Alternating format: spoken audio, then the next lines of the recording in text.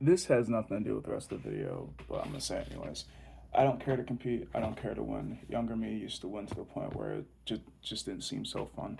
When people got too emotional, and I chose to take the mantle as the emotional regulator, tried to fix the issue. I came to realize it doesn't matter if you win or if you lose. You fucking lose to win. You win to lose, and sometimes it's matter. And it's the matter of stepping on people's toes. And I didn't mean to be alive. I just was born. So here's what I really wanted to make this video about. So I went to the asylum in 2023. And the reasoning behind that is because I was one of 11 adopted siblings, and the supervisors did not have a plan B. Actually, yeah. So, with me being the plan B essentially and trying to figure out how do I make everything work when I was not equipped with the right knowledge, the right resources, or even the right connections. Like, yeah, we have family. What's family when people don't communicate until a funeral happens, a wedding happens, or a fucking lottery? Exactly. So essentially, a lot of these things are just words to me. So I'm just trying to figure out what the fuck do I do? What the fuck do I do? What the fuck do I do? What the fuck do I do? What the fuck do I do? And I kind of made it pretty public on my social media platforms, at least my TikToks, because for me personally, I thought that's where I got the most range. That's where I'll get the most connections. That's where I'll get the most assistance. And assistance came in the way it typically does: destruction, rebuild, and move on. So how it essentially broke down was, which I fucking thought was retarded and ridiculous, and kind of just made me realize how cold the world can be unless you are, I don't know, fortunate or kind or this or that. Like, I would say in the family pillar, if everybody else died in that home aside from me, nobody would notice. If I was to die within that family, at least the way I was left out, because it was my Down syndrome sister, double amputee sibling brother. From the knees down, he didn't have any legs. As well as he had like, I don't know, like a couple fingers missing on both hands. Like he literally probably had a total of six, if not seven fingers either way. And then at the time when she was alive, my cerebral palsy quadriplegic sister, she ended up passing before the whole entire fiasco is shit. Like, she actually ended up passing 6 days before her birthday. I did not realize that until after the whole entire thing. And how I thought about it, at least the way that the trajectory of our lives were going, she got out easy. She got it free. Like, she can. And like, there's so many different ways I think of how life it really is. And like, I really want to help, but who? Cause I ain't out here to help me, to be honest. Cause if I was out here to help me, I'd. I know the tricks and tips and how to be at the top, but what I realized this game is fucking pointless. It's fucking retarded. It doesn't matter if I'm at the top. It doesn't matter if I'm at the bottom. It matters if I feel and how I feel, and how I feel is, yeah, exactly. Alone, I feel nothing. Around other people, I feel what you feel, assumably, or just I don't know. So what happened is eventually I can't remember exactly months, stuff like that. I should have made this video forever ago. Like there was no problem for me not to talk about it. The main reason why I didn't talk about it is because I just didn't care. It wasn't on my top 10 list of, oh, we should talk about this.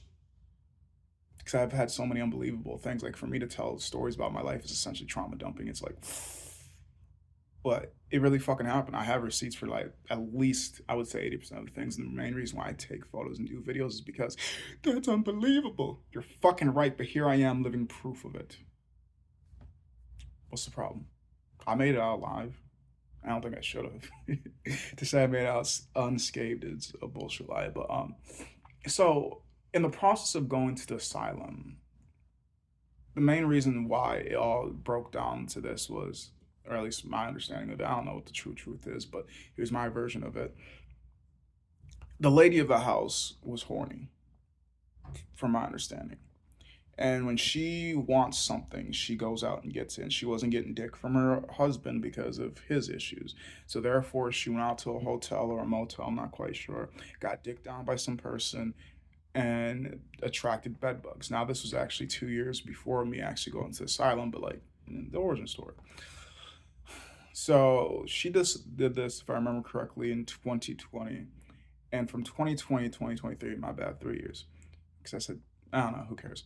So from 2020 to 2023, we are literally battling bed bugs because of her horny ass. And on top of that, she fucking has a stroke. and forgets just about everything she did to make everybody's lives worse. Because how I think about it is, in every family, or at least in my family personally, if you want to trace back all the bullshit, it goes to one person, literally. I don't know about your family and how your shit works out and blah this and blah that, but I can literally trace every single why the fuck is it's your ass. It's always your fucking ass. So I am thankful after everything has died down. Like I'm alone.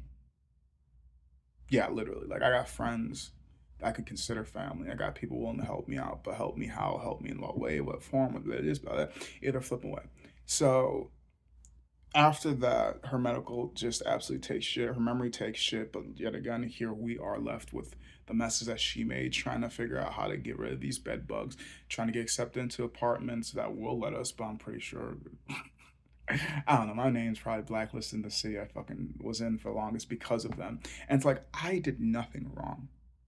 I went to fucking work every single day like I'm supposed to, smoked weed, hung out with buddies, fucking, I just did me. And because of being around the wrong fucking people, I got fucked over. Because if I would have eventually like moved on and gotten an apartment, blah this, blah that, I said, fuck you guys, I'm gonna do my own shit. I probably would have been living a happier life. But that's not how I was brought up to be. That's not how I believe. That's not how I think. So therefore, I'm just like, how do I help them? How do I help them? How do you can't? There's nothing I can personally do to help anybody aside from trying to be a kind, considerate individual in this community. But at the same time, what I do realize is sometimes the community don't give a fuck about you, even though you might care about the community. And that's where I got fucked because I cared about the community, but the community is like, well, you always fix the problems until I won't. So, sister died March 20th of 2023. Her birthday was 26th. And the fucked up part about that is the whole entire time she was in that dying phase, I felt skeptical about who was taking care of her. I knew she did not have the best of care. But at the same time, I was in my depression funk where it's just like, go to work, get paid, about this, about that. Like, how the fuck do I fix this mess I didn't even fucking cause? So, like, I knew something was gonna happen, but you never know what the straw is gonna break the camel's back. Or maybe you do. I didn't, that's for sure. So, essentially, like, I remembered the day of her death. She was breathing kind of funny. And I remember talking, they saying something about let's cut her hair, get in her chair, and my old man was gonna check her out, which is hilarious because the lady of the house was the fucking nurse, but he's the one that always got shit fixed. He was the one that did a lot of stuff, but it's nowhere near here or there. So I put her in a chair, wheel her closer to the old man. I get the clippers and I start trying to cut her hair a little bit. And what I find in my dark humor type of mindset, because humor is how I cope with the fucked up shit that we call reality in life. I found that kind of funny in a fucked up way that the same time the Clippers died, she ended up passing away. Now, where I find it strange is we put her on the floor and we start doing chest. Well, I start doing chest compressions. I'm the most abled person in the home. A home of a veteran that's, I don't know the ages at the time, but roughly they're both in their 60s. Juan later 20s, me early mid 20s, Abney early 20s, Skylar early 30s if I remember correctly. And actually Juan might have been in his early 30s. Either way. So I'm on the floor doing chest compressions and the old man's like, what should we do? Y'all have been here through like two deaths without me. The fuck y'all have been here through actually multiple deaths. Like at least TJ, I remember his death. He also died in the living room now I think about it, but it was it the two-story house that he died in or was it the blue house? I don't remember which house he died in, but I do remember he passed away while I was around. Brian ended up passing away in foster care. Jesse also passed away. I just felt like a child. We already knew if he didn't get a shot inside of his head, he would have passed away. So my confusion is, why are you asking me? I'm barely qualified to be a human half the times, let alone a fucking caretaker, let alone a this, let alone a that. So it's just like I'm just trying to help her and like do the chest compressions, but like we aren't really quite sure. Like the coroner came through, but for us to be a bed bug infested place, I doubt they really wanted to be there. So it's just like, let's hurry up, fix this shit, get out of here. Like the shit. I'm pretty sure the hospital of that city that I knew had our number on like fucking speed, not necessarily speed out, but like knew it was us calling for the fact of how many times lady went to the hospital, the old man. I rarely ever went to the hospital. Like I still to this fucking day absolutely hate and deplore hospitals. And that's because my younger years I used to go there a lot for my heart issues. You don't look disabled and you don't look like an asshole, but hey, sometimes it happens. I'm kidding slightly because some people I'm a walking invisible disabled person because I don't act disabled, I don't look disabled. But then again, it's all dependent on how educated you are on what disabilities look like and what disabilities come out in. So therefore, she ends up dying. People come through, take her body, and it's really not until March, April, May. It wasn't really until June, if I remember correctly. It wasn't really until June we got the eviction notice because of the bed bugs. What a surpriser! Guys kicked out 2 apartments now, uh, and with that, I also kind of thought it was kind of dark and funny. Like literally, my sister was making more money than I was because she got government assistance due to the fact that she's born disabled, and her disability is due to the fact that, if I remember correctly, her mother did like a 8 ball of coke before giving birth to her 8 hours. It was on drugs throughout the whole entire process of being pregnant with her, anyways. So it's like, you know, pro-choice, right? Who cares? I shouldn't have a stance on shit because I have a penis, not a vagina. And that's true. But also, I do believe make whatever choice you believe is best for you because at the end of the day, you're the one that has to take care of it. Other people will say and say and say and say and say and say. Unless that motherfucker's spoken for, do what the fuck you gotta do. As somebody that believes I should have been an aborted child, do what the fuck you wanna do because I'm an orphan. Exactly. That's my stance on pro-choice or pro-life. Do what the fuck you believe is best for your existence because at the end of the day, you're fucking taking care of it. And if you're not, well, now you're going to jail because you weren't taking care of it. So make your fucking choices. They only care on paper. They don't care in real life. So that situation happened. My mental health was just. I know she's in a better place, assumably, because to be here, being taken care of by who she was being taken care of, I know she's in a better place because that lady had no hospitality whatsoever. And I just remember even being younger, her and Skylar got at each other. And the stupid part is, Skylar is non-auditory, non-vocal is what I meant, not non-auditory. She can hear, non-vocal, non-verbal, either way. And like I was one of the only ones that can make her smile no matter what. And that's what I've been told, and I've seen that on multiple occasions. There's times I just sit there and talk to her and just kind of like ran off because she ain't gonna go nowhere. She ain't gonna say shit. But like most of the times, what I learned about her is she derived happiness from the emotional turmoil and the chaos. And sometimes I swear I'd look at her, I'm just like, you give me some evil glares, and like reincarnation starts to pop in my head, and I'm questioning like, with reincarnation being something that's true, at least in my belief system, doesn't that necessarily mean those that have done bad in their previous lives would be created or reborn as a special needs person? Because who needs the world more than somebody that doesn't perceive the world like the rest of the people do? And my sister Skylar, as well as my sister Amy, as Juan had it mentally there, but with no what's the word I'm looking for? With no directioning and no motivation. He just did whatever the flip he wanted to. And that's all he ever wanted to do was game. And with having people support whatever you do, like there was really no pushback. Like, yeah, I do remember them discussing their disgust and disdain for him, but at the same time, they never pushed him to do anything. Like, if I wanted to be a lazy bum all my life, I could have. But for the fact that I grew up around people that didn't really have much of a get go, I realized either I go out there and get it or it's not coming. And to a certain extent, that's a perfect mindset. But what I also realize is that mindset also creates criminals. So it's just like I have to have that perfect go getter attitude with the, oh, I respect your nose. I respect the fact that I shouldn't be here, but like I'm gonna get it. Rather if it's from here or somewhere else, I'm gonna still get it. I don't give a fuck if you're the one that's supplying it. I don't give a fuck if I see you, I get it. I'm gonna get it, but I don't need it from here, essentially. So, um, Skylar ends up passing away a couple months later. We get the eviction notice. And the fucked up part about that is, if I remember correctly, one day I went to sleep, and the next day, nobody aside from the kids were inside the apartment. I'm just like, could have somebody have fucking told me that shit? And at that point in time, I was already doing all shopping for everybody, so like, I already had all the cards and stuff like that. But it's just like, I went to sleep because for the lady to be gone, it doesn't matter. She was never helpful to begin with. But for the old man to be gone, I'm just like, that's the game plan setter. That's the one that makes the plans, and now I have to make the fucking plans. Are you fucking kidding me? Are you fucking? I don't know what the fuck to do. I know the apartment search, but at the same time, at that time, I wasn't getting shit for hours. If not, I was only working one job, if I remember correctly. I don't know. I just remembered Skylar was making more money, like $900 a month, just being disabled, while I was making roughly about $600 to $700 a month, and that's fucking working just about every single day. I'm just like, ain't that some shit? So I remember just at least kind of like screaming on TikTok, trying to get assistance, blah blah this, blah that, trying to figure out. And at some point or another, I realized, because I am a suicidal person, I do play with the ideas of just quitting, leaving. Like, I'm not addicted to existence. I just keep existing. And I'll say this a million times over until you guys fucking get it.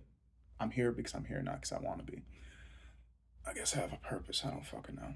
So after screaming about that for about a month, not necessarily a month, I just decided to, there's a couple bridges close by, and I figured the way that everything is going, dead people have no payments, and for the fact that my siblings were disabled enough that I figured, oh, you're gonna assist them because they have visible disabilities.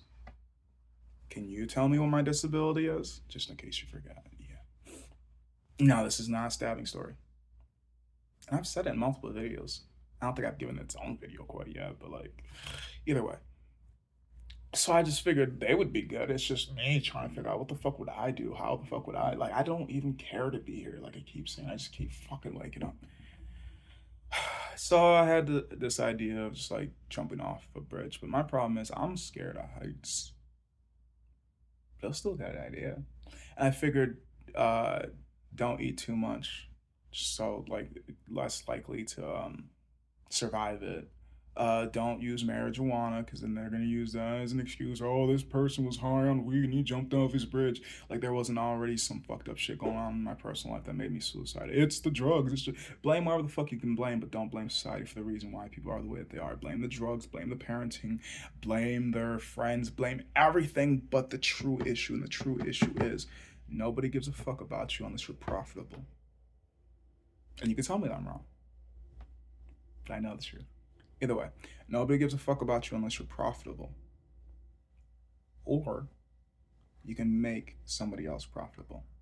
Either way, when a dollar outweighs the skin, wow, we're gonna care about you, but this don't buy nothing. This do though. And this only buys things because we tell it to. So it's a real problem. It's a human issue, not fucking value issue. It's for the fact that we don't value each other's existence for shit unless we're doing shit for each other. And even then, you could be doing shit for some people and they're still like, nah, I fucking loathe that person. It's like, they built your fucking home. Actually, no, no. This line I think is kind of funny, but not necessarily, but it's funny how the people that build your homes, the people that made your schools, the people that helped the infrastructure rise would never be greeted with a smile on their face if they showed up, would never be greeted with a smile on your face if they showed up to your place that they built. Or something like that. I don't know. I figure those that do the most work don't get the appreciation that they should.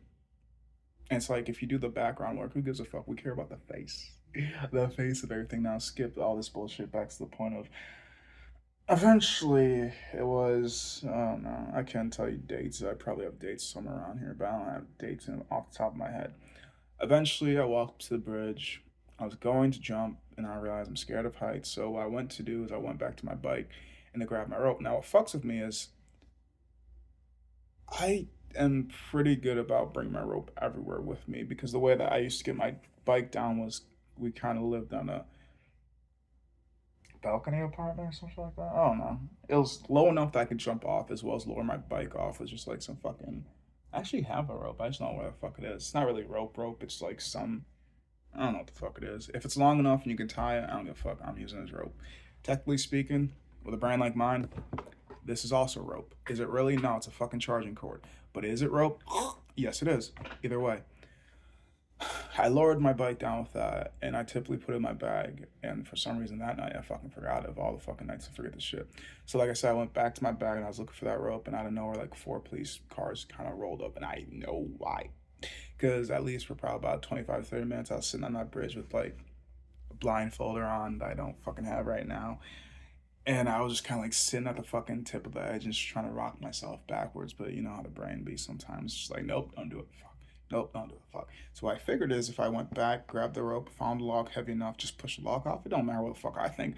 I'm not going to be able to catch myself. So for sure, I'd go back, head damage, hopefully bad enough to kill me instead of maiming me to a point where I still have to exist, but I have to be on life support and be like, "Ew." Like I'm already damaged as it is. Like don't make me damaged and have to deal with more humans that don't want to learn or care or blah this, blah that. Like the most heartless people are in the healthcare industry. And I get why. It's because after so long you become desensitized to seeing and feeling the exact same shit. And lots of people want to admit it.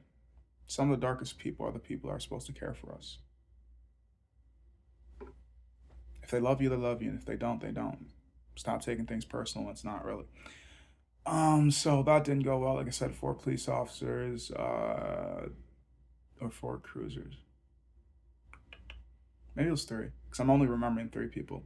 I remember one dude, a little heavier set, gray in his beard. Another dude, probably closer around my age, and a female. And maybe I don't know what I'm thinking four. Either way, three that I can actually think of. I don't know why I said four then. And what I thought was kind of funny about it is, like, I told them exactly what was going on, gave them addresses, blah this, blah that. You know, they do their job to protect this area, and blah this, blah that. And all my police interactions are actually fairly great. Like, I've been threatened to be thrown in jail before, but like a threat and a promise are two different things for me. People threaten me a lot, so it's like everything's a joke until I see it truly happen, or I don't really know what's going on 9 times out of 10. So the female police officer puts me in her troop. The bigger, heavier set guy with the gray in his beard takes my bike, and then the younger guy, I don't know where the fuck he went, but he was just there for show, I guess. And I remembered when we were talking, they made sure to make a point that I don't put my hands in my pocket, which I do understand. You never know what people have on them. I was wearing baggier clothing at the time, if I remember correctly. And I remember them asking me some questions, blah this, blah that, and I'm just like, am I answering as honest as I typically would be in situations? And I just told them what was all going on, gave them addresses, blah this, blah that. So I get taken to the hospital, and they check me up, and like they already know I had bed bugs and shit like that. And as I'm getting checked and stuff like that, I'm just, yeah, it is what it is. It is what it is. And I remember like the police officer asking me to be as open as I was to her, to the hospital people. But what I realize is if you're too honest in certain places, they'll just lock you up and say, and I'm aware of that. So therefore, I told the police officer everything because yeah, you can't tell them. Or maybe you can, but at the same time, like to hear it from one person to another, like I say personally think couldn't you just re-listen to the dash camera, this or that? But there's reasons why things don't work well together. It's because they're not allowed to, apparently. That's the easiest way I can explain it. Um, so they end up putting me in like some type of room for I don't know. This ordeal happened for like 7 to 8 hours. I like time wise, I can't remember, but like it feels like it was forever personally. But if I remember correctly, it was roughly 6 to 7 hours. I just remember being in that room. And at first, I had like a girl trip sitter, and I say trip sitting because of drugs, but suicide awareness sitter. And the reason why they had that person is because I told them I've had like five other attempts before this one. And it's like for the fact that I've had five other attempts and it's the first ever time I've ever been hospitalized means I'm smarter than the average mentally retarded. Or I'm smarter than the average psych patient. Or I'm smarter than the average. It's just like I don't make it much of a problem. Like I'm somebody that will get hurt and continue moving like it didn't fucking happen. Or I'll just walk it off because that's what I was taught. If I don't see blood and if I don't see bone, then shut the fuck up. Are you crying? Do you want something to cry about? I thought I had something to cry about. Never mind then, so I guess I won't cry. So I had her for a good couple hours and her shift ended and I had I had a dude. I said another dude, no. I had dude. And after a while, they end up giving me a call with some type of, what was she exactly? Therapist? psychologist, therapist, either way, one of those people.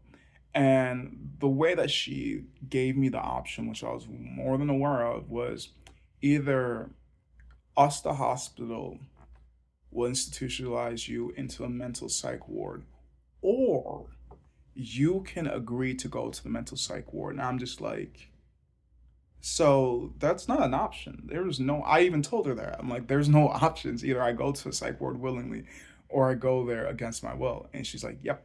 And I'm just like, I guess if that's the option, I guess I'd rather go willingly, because the way she also explained it is if I go there court ordered, I might have to stay longer. Honestly, if I would have known before what I know now, I might have wanted to go court ordered. They had good ass food. I just wasn't shitting. Back to the point. So I went there willingly because, like I said, there was no option. Either I go court ordered or I go. Well, the whole entire time I was there, I was just trying to think of escape plans. But the way that my mind works is also on top of the think of escape, I was thinking of capture and then how much worse it was going to make, and then they're going to change. Like, I might as well stay as that low threat, because as long as I'm a low threat, that means low security, that means low eyes. I mean, that means if I ever get in a situation like this again, I could break it if I need to and or want to. So I just kind of just said I'll go, because like I said, there's no option. So I figured I'll fucking go, whatever. And then after her call, eventually they take me to this other area where they have me shower because of the whole entire bedbug situation. Now, the thing about this is, which is why I probably should have told the story earlier, is I had two female nurses with me. Now, the me and the internet and the me alone always thinks cocky and confident. Like, yeah, I should have. Nah, nah, I don't really care about that shit. So like, I was ass naked in the shower room, two nurses making sure I washed everything down. Female nurses, I should have probably said, but like, honestly, most of the time when I think of nurses, I think they're female. Every time I see a male nurse, I'm like, congratulations, oh my god, this is good for us. Like, finally, and emotionally, he's not there. How the fuck did he get there? Because some of the guys I've seen as male nurses, I'm like, how the fuck? Oh, money. Money motivates a lot of people. Money doesn't motivate me though. What motivates me is peace, happiness, and I don't know, enjoyment maybe. So they check me out, ass naked. I thought I did good. They said that I thought I did good. We all checked for fucking bed bugs, see if any of them went down the train, blah this and blah that. After that, they put me in this other little room and had me kind of like waiting for transportation for EMS or whatever the transportation place was. You know how there's like many sub ambulances aside from one that works for the hospital directly, the many contractors. I think it was an EMS, to be honest. And I remember being in that room. What I found hilarious about it is that's why I did choose finding a job. Okay. What I found hilarious about it is that room that they put me in. I saw a security guard that I saw probably like a week and a half ago looking for picking up the ladies' clothes, stuff like that. So I just kind of found it's funny how you saw me earlier wearing better clothing, and now here I am getting transported to the psych ward. It's like you never know who you know until you know. So it's like, yeah. He ended up just like talking to me a little bit. I laid in some other room for, I want to say maybe an hour. Could have been 50 minutes. Could have been, I don't know. And eventually EMS came yet again. Bunch of females. I'm not saying that like I'm sexist. I'm just saying, and I've said this before. My life is female populated and dominated. As in, if I'm getting assistance, it's more or less from a female than as a dude. 100% hands down. I get the most assistance from females, and guys just kind of think it's a little bit pitiful, and I'm just like, cool. Toxic masculinity at its finest. Um, so yet again, EMS come picks me up. I'm a fucking gurney. Yeah, they they gurneyed me to the bed. Didn't even let me walk. So I'm gurneyed, and the trip, if I remember correctly, was about 2.5 hours because we were going from Midland to it's not Rochester. Fuck me. Where was it? Where was it? I don't remember. It was Havenwick, and that's out of, I don't know. It's in the Detroit inner city area. It's not Detroit, but it's in the, you know what I mean, subdivision area. I don't know. I know it starts with R, but I can't think of. Can't think of it right now. Either flip them away. I gave you the fucking ward's name, so if you Google it, you can find it yourself. I didn't think too much of it. Like the female staff, sexy as hell. So the male dudes, insightful, easy to get along with. The patients, I had no issues. Me personally, because I don't. You can put me anywhere and I'll have fun, or I'll hate it. It doesn't matter. Um, the food didn't make me shit though, so I ended up kind of getting like a coffee kick, and I drank coffee because I needed to shit. The psych evaluators, therapists, whatever the fuck they are called, absolute ass.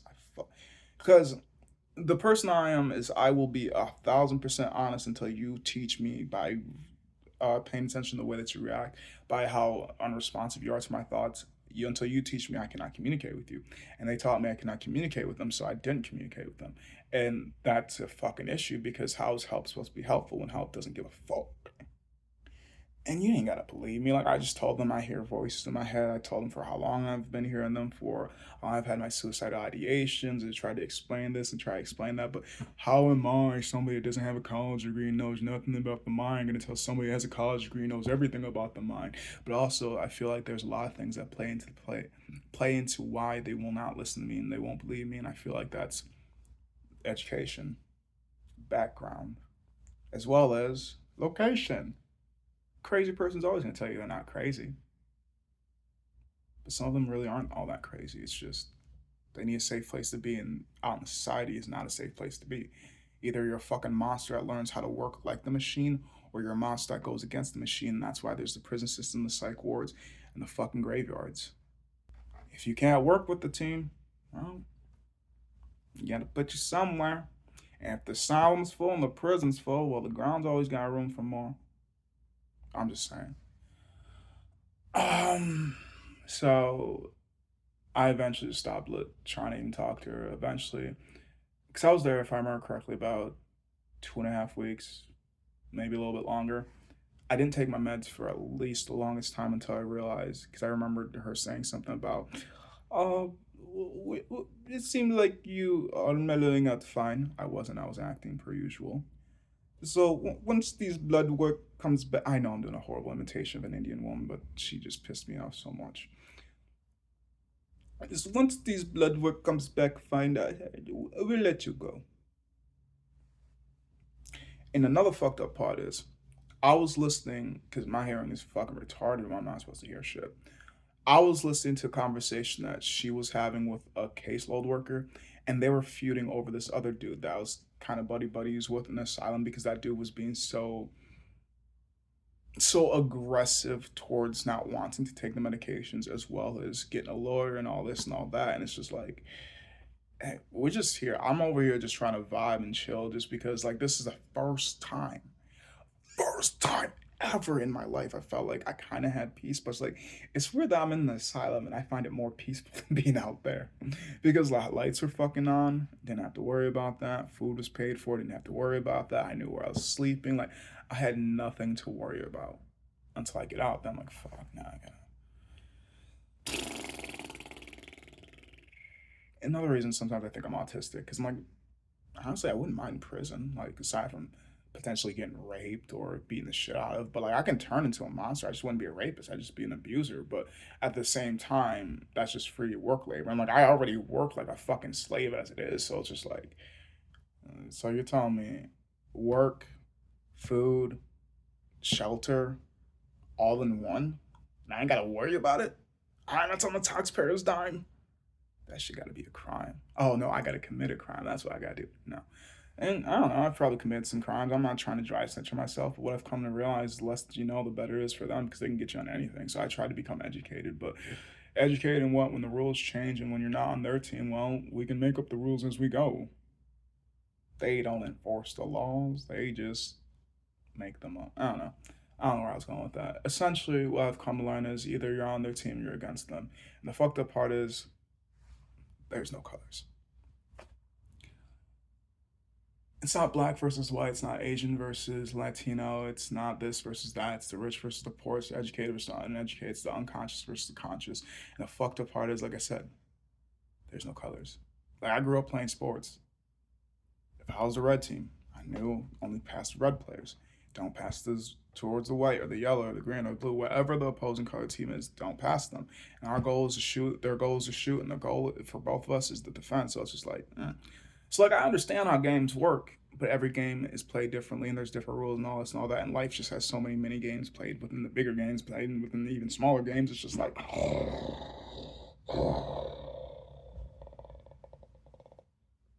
maybe I'm crazy because I see too much.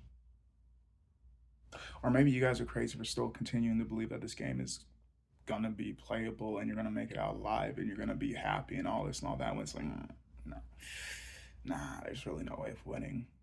You just do better. Whatever. So back to the point. Psych ward, hated fucking doctor, nurses and the male nurses, phenomenal, or at least to me they were. Food was great. Community wasn't bad, better than the environment that I grew up in. That's why I thought it was also hilarious because I'm like, why do I enjoy it more here than I ever did in any of the homes I was in? Hmm. That's kind of funny, as well as an eye opener. And while I was there throughout that whole entire time, I just basically wrote, played soccer, worked out. I also read. Like it was a vacation for me, to be honest. Like it wasn't even like that. Like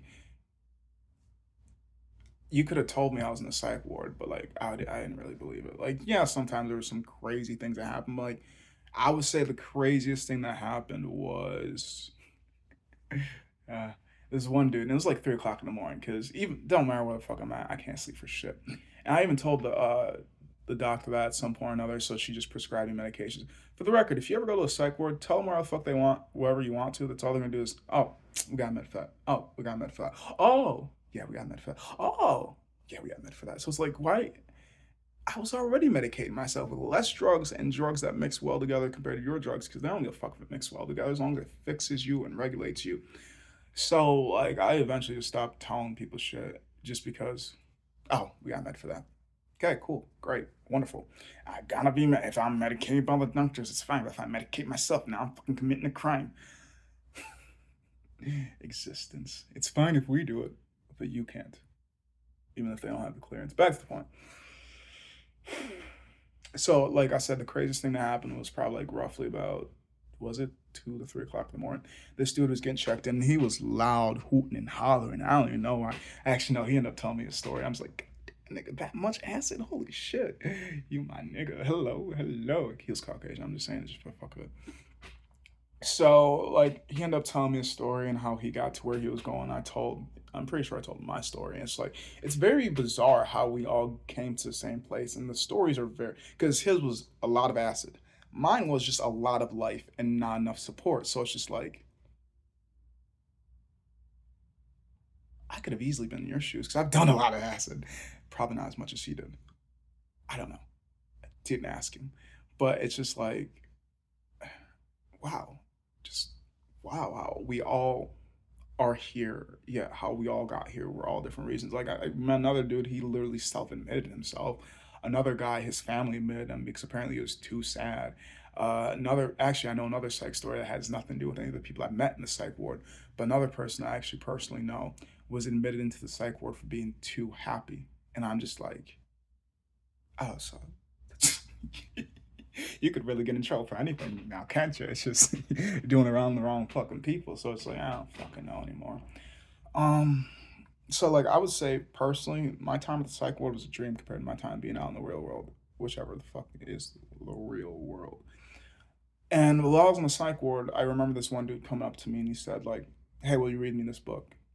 And at first, my ego wanted to laugh and be like, you can't read, you can't. Nigga, we come from a fucking mental house as itself. So, like, we know every body is not the same and every body has different abilities and different inabilities. So, for the fact that he explained that he can't read a book too long because he becomes drowsy and starts to fall asleep, like I said, ego wanted to laugh, but also the understanding part of my brain was like, fuck it. So, he asked me if I'd read him a book. I don't know why the fuck I said yes, but I ended up saying yes, and I actually did read him the book. I actually ended up finishing the book after he left, but like I read 'cause if I remember correctly, he just said like 10 pages or 8 pages. Because I want to say I did give him some pushback, but after I sat there and thought about it, I was like, eh, fuck it, I ain't going nowhere. I ain't got nobody visiting me. Like when I went to the psych ward, I had nobody on my contacts list because at the end of the day, the only people I really know are the type of people that say I miss you but won't ever take the time or energy to visit you. So it's just like, how are you gonna say I miss me? I miss you when we're in the same city and you can see me whenever you want to. You'll check my social medias, but you won't pull through or even ask me to come by. Fuck it. And then there's some other people I'm saying, yeah, I don't really want to worry people, so fuck it. So nobody actually knew where the fuck I was for 2 weeks. They just saw no social media, which is very bizarre for me. Knowing, if you know me personally, it's like this nigga posted like 17 times in 2 minutes. Did he just fucking wake up, or is he bored, or is he going? Ugh. Either way. So where was I not? Yeah, I just didn't want to worry anybody. Like I made some friends on Psych Ward, and they're on my socials and stuff like that, as well as I don't know. I don't think it changed any more of my worldview on life aside from just believing that this shit's a fucking twisted game. That's why I'm gonna believe until the day I fucking die. And there's no such thing as winning this game. It's just playing it better, not being bitter. I don't fucking know. Mm, After a while of being in there, they wouldn't release me until I had somewhere to go.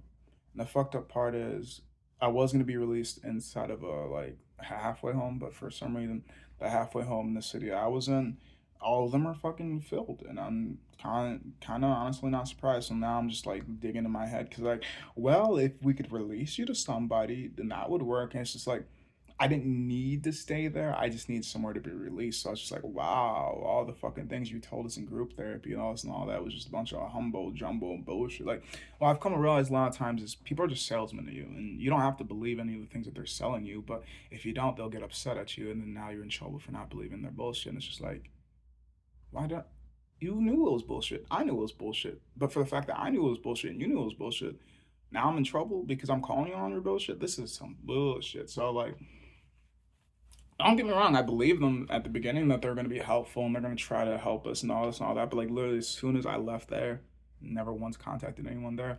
I was given a bag of fucking pills that they expect me to take.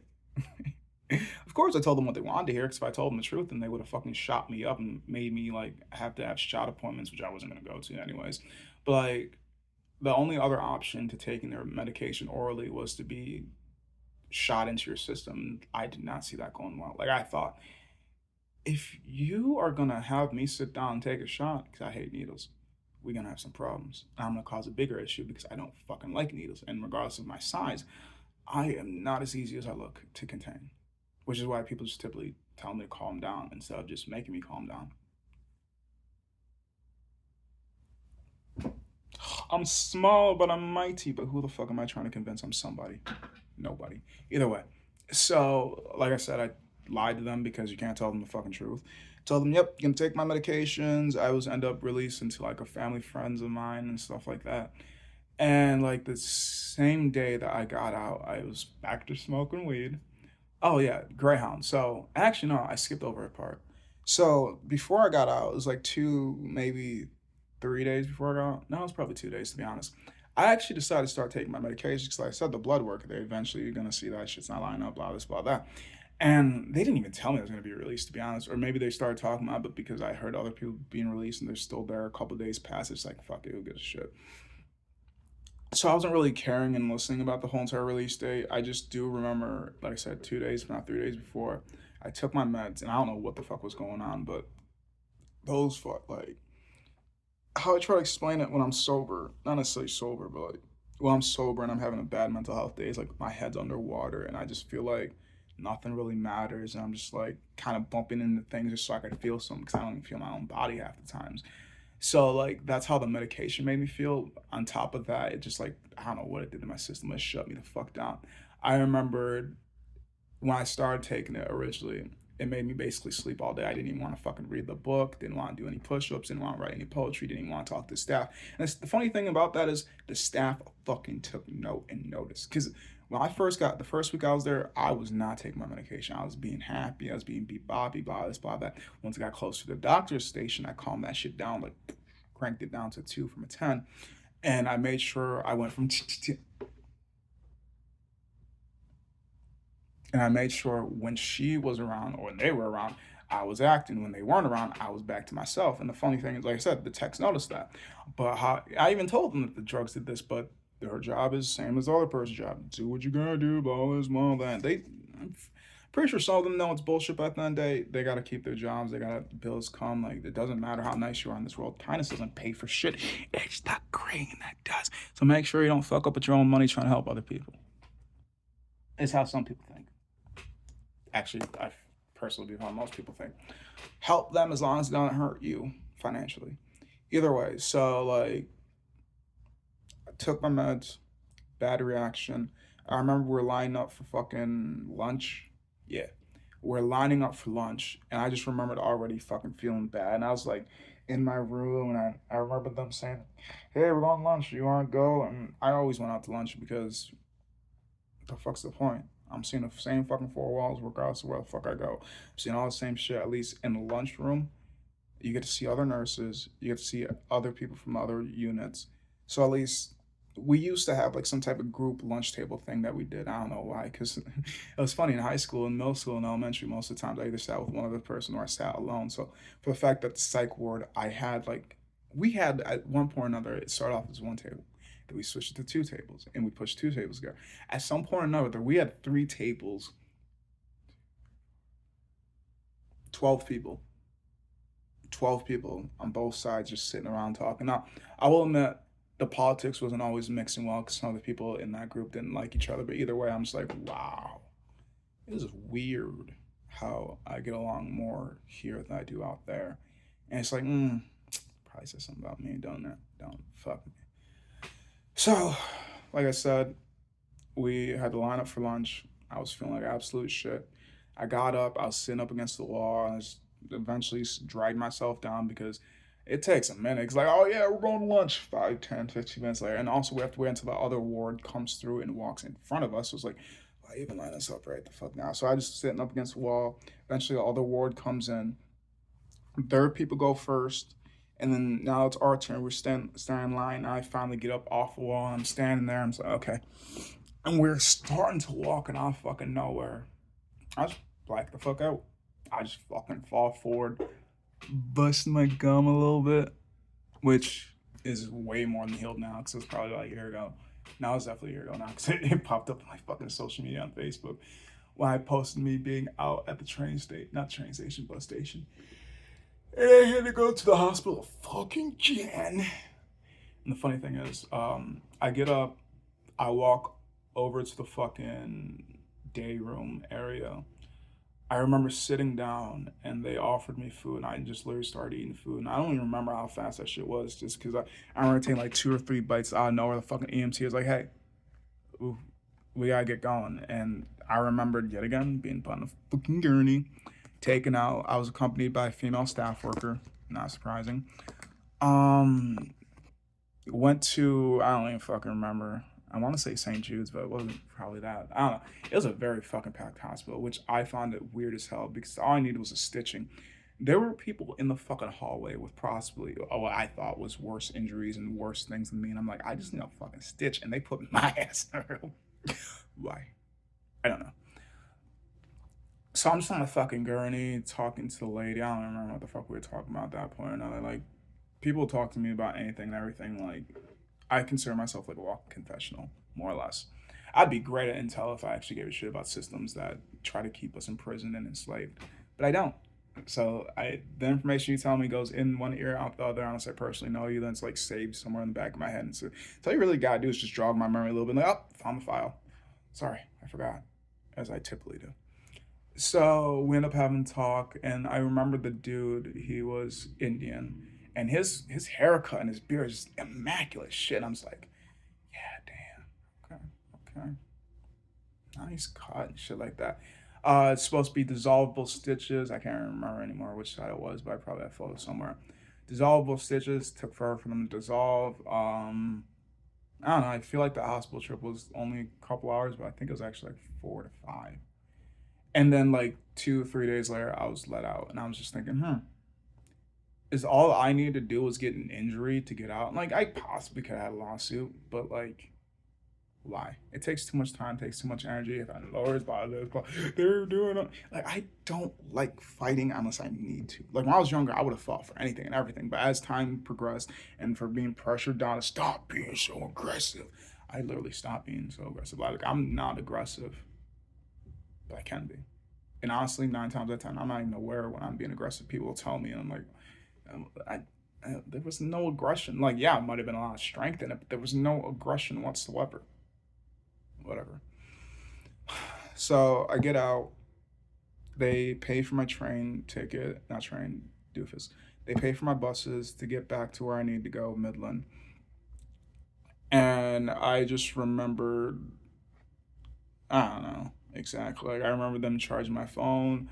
I remember getting like a bag, like they gave me, because if I remember correctly, I left around lunch, so they gave me some food for the trip and stuff like that. And I remember being on the bus, and I was like, oh, this ain't too bad being on the bus. I don't remember what type of bus it was, but I just remembered yeah, I did sit alone. Sat alone, went from one place to another place, ended up getting picked up by family members, a friend of a family member. And the funny part about that is, like, first day out, back to smoking trees. Uh, I end up. How did I get to the hospital? Anyway, how did I get to the hospital? I don't know. I remember, like I said, first day back, end up smoking some weed, end up getting keys back to the Explorer, which I don't even remember what the fuck that was. I don't know how I got the vehicles and shit around, to be honest. Don't fucking remember. Somehow I got the keys back to an Explorer, went back up to the hospital, tried to get my shit back. Because when I went to the hospital, they had me empty out my pockets. Not necessarily. When I went to the hospital, they had me switch out clothes. What I'm thinking of, I was in the gown, and what I left in some of my pockets were my license and my debit card, and also my old man stuff because I was doing shopping for them, like I said. And I left that in one set of my pockets. And I was gonna put my phone, leave my phone there, which I'm really glad I didn't because I should have known as it was. That hospital has a history of losing people's shit. So therefore, I lost my shit. Is essentially what I'm getting at. So I couldn't have my fucking license. I didn't have any of my debit card, my credit card. I didn't have any of that shit for I didn't have any of that, and I'm trying to get a freaking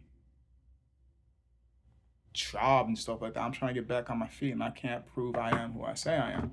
So first thing I do is I go up to the bank. I'm really thankful that the bank teller was very considerate and kind of my situation because I'll explain anything to anyone and everyone. Like, I don't expect you guys to care. I don't expect you guys to be sympathetic. I don't care.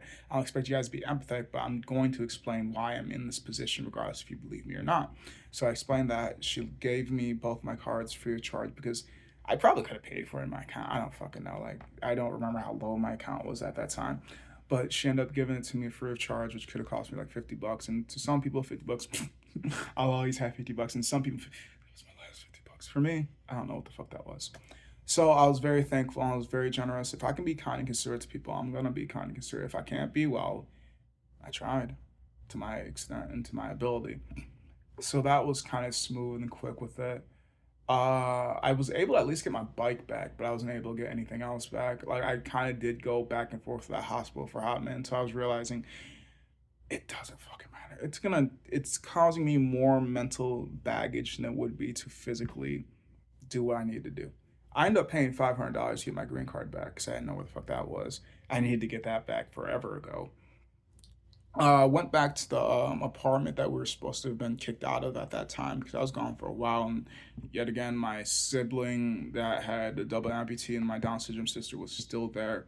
And from my understanding, because I didn't know what the fuck was going on because I was gone, I had nobody on my contacts list, so therefore nobody could contact me or get any information on me.